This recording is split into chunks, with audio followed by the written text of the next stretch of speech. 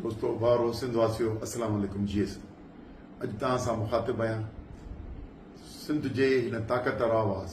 जेको पोयनि 8 महीननि में उभरी सिंध जे कुंड कुर्श ताईं पहुची चुको आहे जंहिंमें सिंधु दरिया खे बचाइण जूं सभु तहरीकूं इनफरादी सियासी ऐं सिविल सोसाइटी नौजवाननि वकीलनि भेणुनि औरतुनि मर्दनि जंहिं ताक़तवर अंदाज़ सां तहरीक खे ताक़तवर करे ऐं सिंध जे रोडनि ते अची विया आहिनि उन्हनि खे मुबारकबाद ॾींदे उन्हनि खे साराईंदे या गुज़ारिश था कयूं त पंहिंजे हिन तहरीक खे अञा ताक़तवर करियो त जीअं नतीजा खेसि थिए इन विच में 8 जुलाई 2024 ते हिन सिंध दुश्मन मनसूबे या 6 कैनालनि ठाहिण जो जेको अप्रूवल मुल्क जे सदर आसिफ अली ज़रदारी ॾिनो ऐं उन खां पोइ मुस्तक़िल मिज़ाजी सां सिंध हुकूमत ऐं उन सां लाॻापियल सभु माण्हू कूड़ ॻाल्हाईंदा रहिया ऐं अॼु ताईं बि उन ते हलंदा पिया अचनि सिंध असेंबलीअ मां हिकिड़ी जाली रेज़ोल्यूशन जारी कयूं सिंध जे माण्हुनि 14 तारीख़ ते उनखे रद्द करे छॾियो आसिफ ज़रदारी जेॾीमहिल कूड़ा बयान वज़ाहती बयान जॉइंट पार्लियामेंट ॾिना उन्हनि माण्हुनि खे रद्द करे छॾियो त बाबा इहे बयान सिफ़ारिशूं ऐं न हलंदियूं तव्हां हुकूमत में आहियो जीअं तव्हां अप्रूवल ॾिनो आहे तीअं अप्रूवल वापसि वठो 2 SIFC में सिंध जो चीफ मिनिस्टर ऐं प्राइम मिनिस्टर ऐं सभु उहे गॾु हूंदा आहिनि ऐं उही स्कीम SIFC जी आहे उते हा करे आया हिते माण्हुनि खे गुमराह करे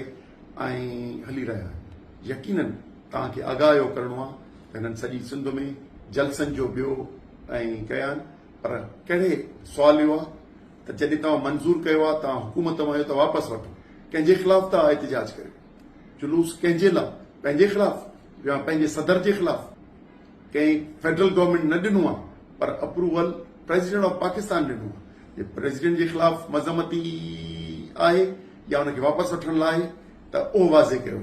उन करे असीं दोस्तनि खे था चयूं त इन गुमराह कुन प्रोपेगेंडा गुमराह कुन इहे प्रोग्राम जेके सिंध जे माण्हुनि खे वरी हिकिड़ो नओं धोखो था ॾियणु चाहिनि त शायदि ही हुकुमरान जमायत बि इन इतिहाद में इन्हनि कैनालनि जे ख़िलाफ़ आहे पर तव्हांखे ॿुधाए छॾियूं इहे जेके बि गॾिजाणियूं रिथियूं वयूं आहिनि इहे सिंध जे माण्हुनि खे वरी हिकिड़ो धोखो ॾियण लाइ आहे त जीअं सिंध जे माण्हुनि जी इहा जिदोजहद थधी थिए त हीअ अॻिते न वधे ऐं ही ॻाल्हियुनि ॻाल्हियुनि में त जेको अप्रूवल आहे इहो वापसि न वठनि ऐं इन्हनि स्कीमुनि ते अमल दरामद थी वञे 6 स्कीमुनि ते उन करे चोलिस्तान जी स्कीम हुजे ग्रेटर थल कैनाल जी स्कीम हुजे या जलालपुर कैनाल हुजे इहे सभु नाजाइज़ नमूने सां पंजाब में ठहण जो सबबु पाकिस्तान पीपुल्स पार्टी आहे उन करे अचो त ताक़तवर नमूने सां मुल्क जे हुकुमराननि उहा फेडरल गवर्नमेंट हुजे या प्रोविंशियल गवर्नमेंट हुजे जेके इन्हनि खे अमल दरामद करण में कमु करे रहिया आहिनि